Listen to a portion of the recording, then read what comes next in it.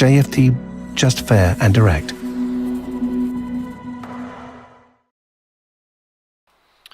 Okay, hello and good morning everyone. Welcome to JFD Traders Espresso with me, Darius Anucauskas. Today's the 12th of May 2022.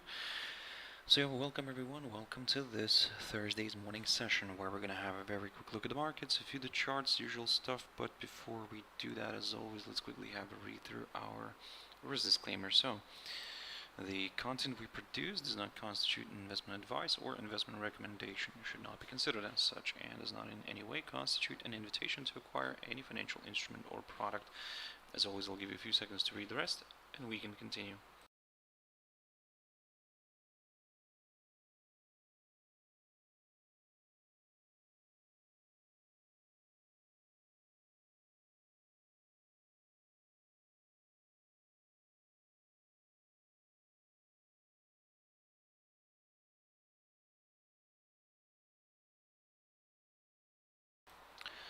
Okay, so now then, also just before we jump into the charts, as always, quick mentioning of our JFD YouTube channel, which you can always subscribe to in order not to miss any of our upcoming videos, and of course our JFD Bank website, and specifically this market news and analysis page, which I believe you can find useful because it's getting updated on a daily basis. So yep, check us out here on jdbrokers.com and click on the start learning and then market news and analysis. Now, Nikkei 225. That's the first one I want to jump into. Basically, mission accomplished again, because if you remember, yesterday I said that as long as we stay below this hurdle here, below this 26,300 territory, somewhere around there, there is another potential for a slide. And yep, my next target, as I said, was this 25,775 level right here, which marks the low of the 24th of February, is marked near the low of the 4th of March, and also not far from the kind of closing price of the 16th of March here as well. So yeah, recently it has been acting as a good area of support. We managed to reach that, perfect. So kind of, yeah, good result there. Now, what's next? Now, of course, I'm going to continue monitoring this area because somehow it's it's proving itself to be quite an important one. So if you're looking for some further declines, then yes, a drop below this hurdle is needed, and well, to be honest, a better drop. I mean, I get it, we closed slightly below it, but it's just a fraction below it. So I mean, I'm allowing this, you know, I'm giving a bit of room for maneuverability. So I would say I want to monitor and see how it's going to perform going into the last trading session tomorrow, and then we'll take it from there. But let's say don't be surprised, for example, if we do rebound from here somewhat, just a little bit, and maybe we push then to the upside slightly. However, again, at this point, I'm not gonna, you know, over speculate or over predict this one. I'm just gonna keep it simple. If it climbs back above this 26,300 territory, somewhere around there, yeah, I'll consider maybe a larger correction to the upside, because at the moment, any move higher could be classed as a temporary correction up until this downside line taken from the high of the 30th of March. So yeah, keep that in mind. Oh, by the way, you can see in the chat room there, Evu, yep, good morning to you too. Good morning to everybody else, of course. I agree with you on that one. So yep, I hope everybody, whoever is joining in right now, happy Thursday, if I can say it this way. So yeah, I hope everybody's having a wonderful start. Anyway, so yeah, guys, coming back to the chart, Shanghai Composite. So Shanghai Composite is kind of still, you know, finding good resistance near this downside line. I talked about this a lot. So basically, yeah, I said that if we reverse here from this area, then my next target is this downside line. We managed to reach that, perfect. Now we're getting a hold up. However, what I've mentioned yesterday, I said that if you're looking for some higher levels than this one, then certainly a break of this downside line is needed. To push somewhere above this 3044 level is required. We did get that push yesterday, but we failed to stay above it, and yeah, because we found resistance near that downside line. So yeah, again, at the moment, I'm gonna keep an eye on this. I'm gonna wait for a break of this downside line. If we get a break through it, then yep, we'll consider a move higher here towards the towards this hurdle here, this 3,160 area. For the downside, I do understand that we could be missing out on a bit of territory here, and now yesterday I spoke about this hurdle. I remember that, this 3,044. Oh, yeah, sorry, this is on the upside. We have the 3,082. There we go. My mistake on that one, guys. So yeah, on the upside, we need to see a break of the 3,082. Sorry, these two levels were quite close to each other. So yeah, for the downside, yeah, we dropped below the 30,044. Now I talked about this one. I said that yeah, if we drop and stay below it, then maybe there could be a possibility for a bit of a decline. So well, at the moment, I would say it's somewhat working out. However, we're not seeing really a strong move lower, and instead actually we're kind of finding support near yesterday's low. So in that case, probably we're better off to keep an eye not on this hurdle but on the low of yesterday, which is roughly around the 3,035 level. So because as you can see today, the index did drift lower and found support near this area and rebounded. So yeah, that's kind of you know, proving the point that it's quite an important one to watch. So if we do drop below this, yeah, maybe we could see this one drifting a little bit lower. However, the reason why I have my downside scenario from somewhere around here is just to be a little bit more on the safe side, because even if we drop below this 3,035 area, somewhere around here, the index could travel lower, but it might find support somewhere near this upside line. So so in other words, we are kind of getting into a bit of a squeeze. So so yeah, let's wait for a clear exit. So right, the German index DAX, yeah, pushed nicely to the upside, but if we take a look at the cash index, because yesterday the U.S. indices declined. So yep, yesterday in general, well, I'm going to come back to the U.S. indices, but yeah, the German index during its trading session, yeah, rose nicely to the upside. However, yeah, it sold off after that. It's kind of sitting in around 13,530. No, sorry, 13,560. There we go. So what it means that we are back below this highlighted area. We're not significantly, but we're still below it. Now this of course raises a few concerns here, and it increases the chances for this index to drift lower. Now again, I'm keeping an eye on this right now. For now, we failed to move higher here, but yeah, again, of course anything can change, everything can change still, but at the moment, looking at the cash index, we are back below this highlighted territory. So that means that, well, there is potential for this one to move lower, and to be honest, when the next target then in that case could be the current lowest point of this week, near the 13,380 zone, approximately around there, and well, then we'll just take it from there. The S&P 500, guys, so yeah, initially pushed higher, but look at this move. Yesterday I talked about this and I said that we might see a bit of retracement here, but if this highlighted territory provides good resistance, then yep, another decline could be possible, and well, boom, there we go, guys. We got that move, we got that retracement initially, and then straight away the same day we had that decline, and not only that, we dropped below the previous day low, near the 3,958. What I said to you after that, my next target will be this 3,853 level, approximately around there. That's marked by the low of the 25th of March of 2021. The cash index is currently drifting further south. We're currently sitting at around 3,927 level, so we're basically below yesterday. I think yeah, but we're slightly below yesterday's close. So in a way, yep, everything's working according to this plan, and yeah, as I said, my next target is going to be this one right here, this 3,853 level, and yeah, let's see if this can be reached. Nasdaq. So the biggest loser yesterday, tech was destroyed yesterday. I mean, it wasn't on the, I mean, tech stocks in general. I mean, together with in general, the whole stock market is feeling the heat. Well, for obvious reasons. I mean, um, we have the higher interest rate environment. Oh, sorry, yeah, well, yeah, kind of getting into all this higher interest rate environment.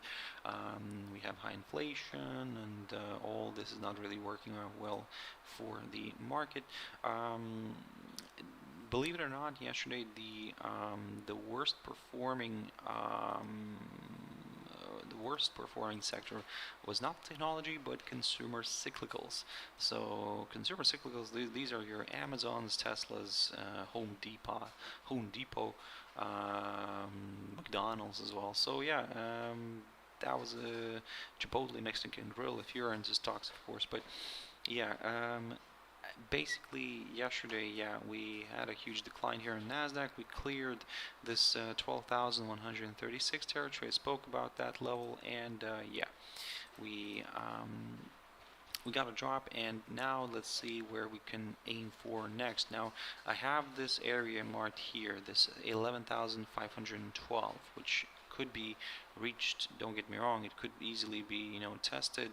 And in general, if you remember in the beginning of this month, I said to you, well, it seems that we might be, it seems that this phrase "sell in May, go away" could be, you know, working out this time. And yeah,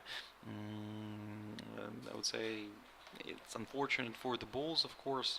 Yes, it is working out. So the fact that we dropped below this 12,136, this of course confirmed the forthcoming lower low. The cash index is currently sitting at around 11,955 level, so basically slightly below yesterday's close. However, we will continue targeting the downside as long as it stays below this area, area between the 12,136 and the 12,208 levels.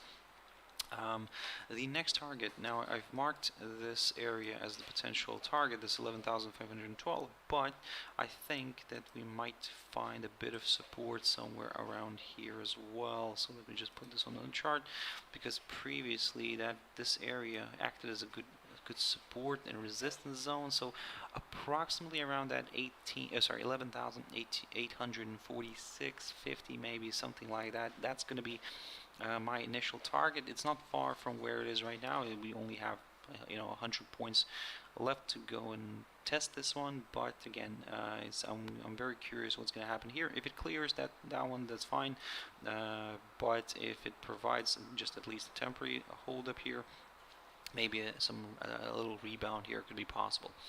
Now jumping into DXY dollar index. So this one is a tease. Oh my God, look at this one. I mean, this is just. Yesterday I talked about this 103.3940 zone. I said that in order to go for lower levels, we need to see a nice good drop below it. Well, I mean, it came to that area, teased everybody, and then reversed beautifully to the upside. Look at this. I mean, now we're just heading further north, and well, I mean, this is just unstoppable. Let me tidy up this chart a little bit. First of all, this line has to go. Let me just put it maybe somewhere around here. Now, the next thing that I'm watching here, and the next potential target, and for that I need to jump into a monthly chart again.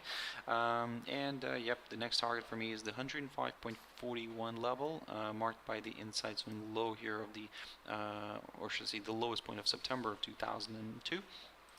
Yeah, after that, if it gets clear, the next target is the 107.31 level, which is the highest point of December of 2002. And then we will take it from there, guys. I mean, at the moment, like I said, let's go slowly, step by step on this one. I mean, of course, some of you are wishing to see maybe some sort of a retracement here, but hey, at the moment it's just one-way traffic. So, and we are in these difficult times. So let's see if we can, squeeze something out of this one for the upside. At the moment, you can see that the index is stalling near the kind of, I wouldn't say the current highest point because we already cleared it, but the previous highest point of May near the 104.19 level, we've cleared that one, and yeah, let's see if we can stay above it. If we can, then yes, higher levels could be met, and as I said, I will aim for that 105.41 level. Now, jumping into gold, beautiful rebound. So, yep, I said to keep your eyes on this upside line, and yeah, there we go. We rebounded, and the question here is, can we actually now make our way higher? There is a chance for that, but to be honest, I would prefer to wait for a break of this downside line. I've mentioned this yesterday in my video, so yeah, in order to consider maybe some sort of an up move here, I would prefer to wait for a break of this downside line taken from the high of the 18th of April. For the downside, now, of course, for the downside, and this is where I need to adjust a few of the levels, I would say I'm going to keep an eye on the yesterday's low instead, so which is around the 1832 level. And as we drop below it, this will confirm a forthcoming lower low, and my next target then could be that 1800 level, and then maybe further down the 1778 zone. But again, like I said, a break here is required first. For the, as I said, for the upside, a break of this downside line is needed.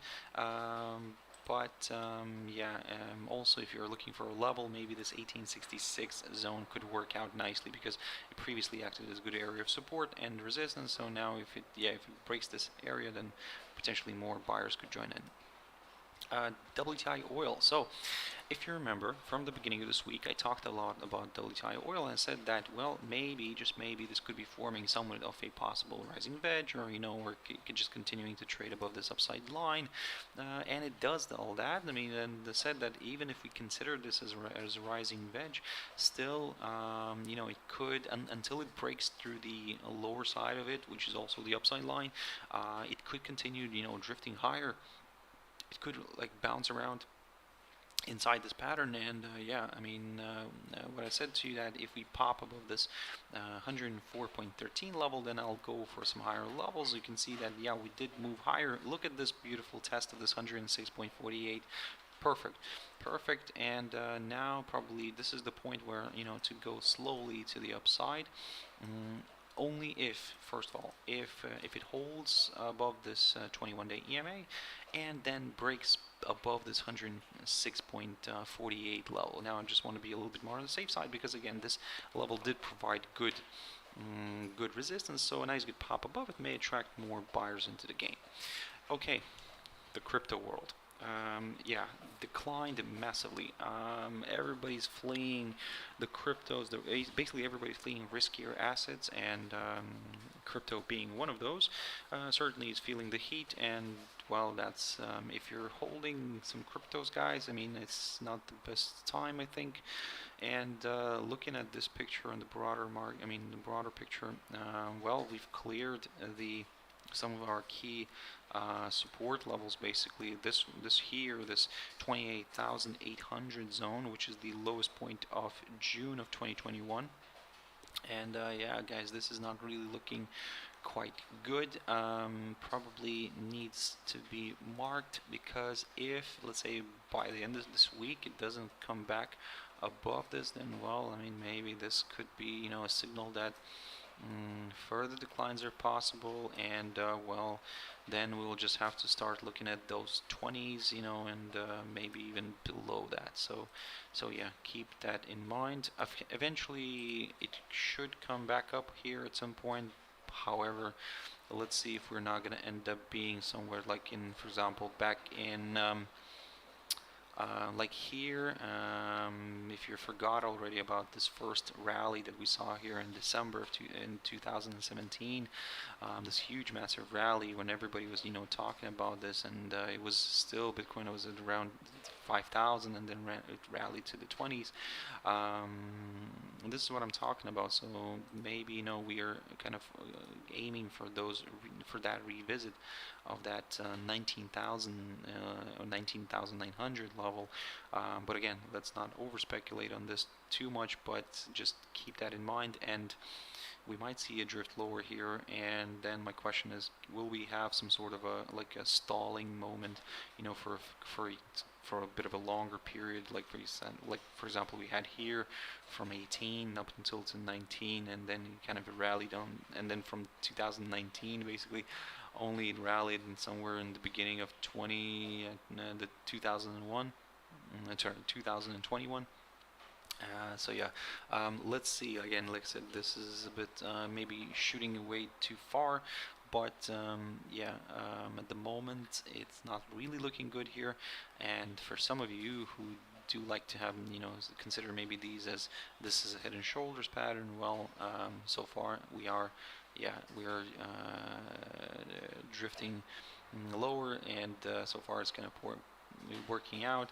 Now let me just mark something here. I just want to see if this is going to work out or not, because at the moment it seems that, yeah, okay, this is quite interesting. So it's in a way we're breaking this downside line here, which could act as a nice area of support here. However, at the moment, don't really rely on these guys. This is just very, very tentative, just for illustration purposes. But yeah, it's quite interesting to see if we can actually get a rebound from somewhere around here. And this is what I'm saying, that, you know, let's keep an eye on this highlighted territory, because if somehow maybe by the end of the day it climbs back up and stays above it, then maybe not all is that bad.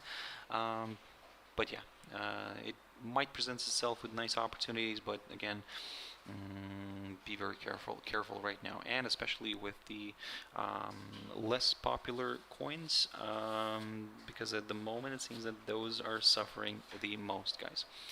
Now jumping into Aud Jpy. So Aud Jpy is yeah, beautifully pushing lower, and I talked about this one yesterday.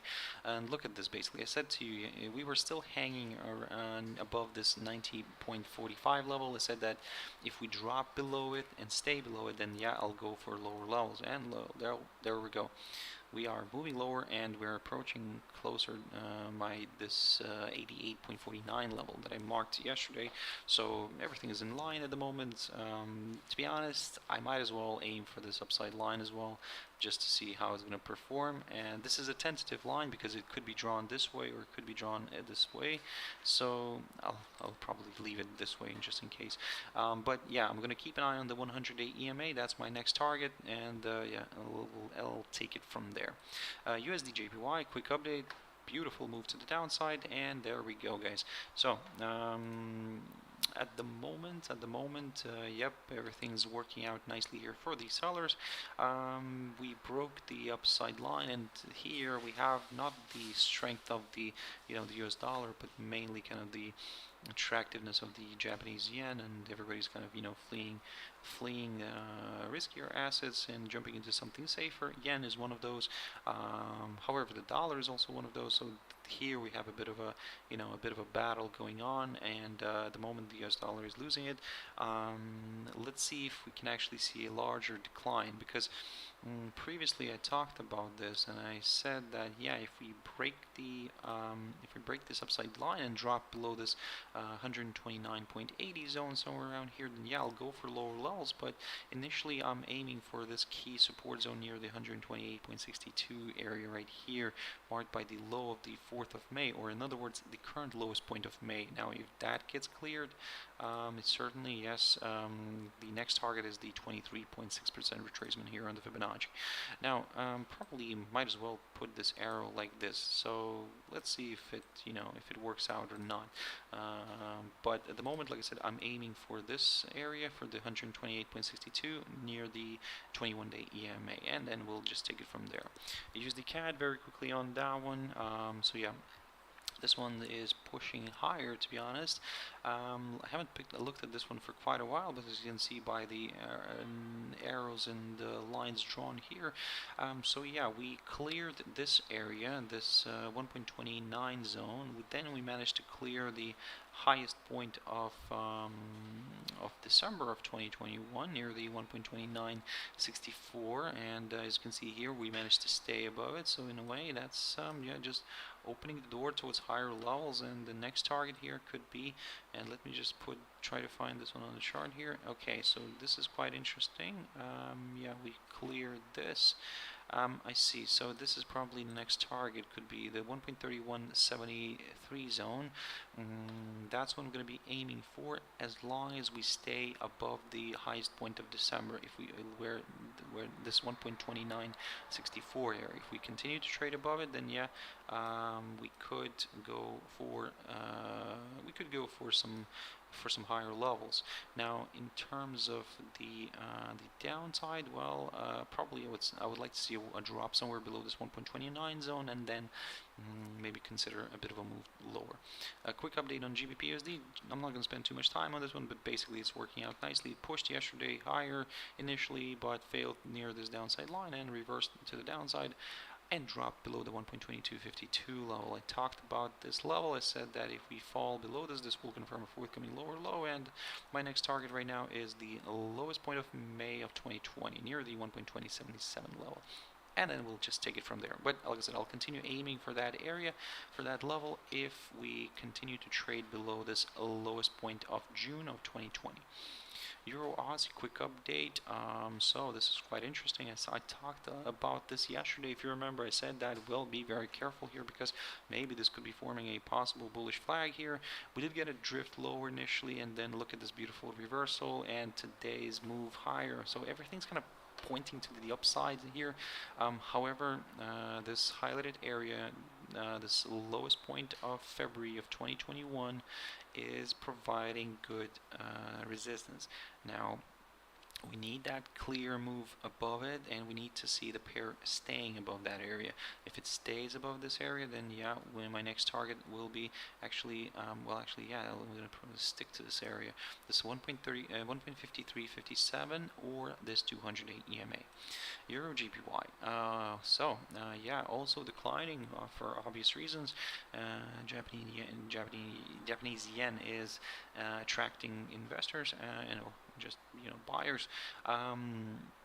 So yeah, we have a beautiful kind of potential head and shoulders pattern here with a neckline which is a little bit on an incline, which is fine. I mean, we do get these patterns occasionally, but what you can do now is, of course, just keep on monitoring this upside line, which, as I said, is the so-called neckline here, and then yeah, if we stay below it, then to be honest, my next target will be this 134.78 level, marked by the low, the 27th of April, and then I'm going to go slowly to the downside.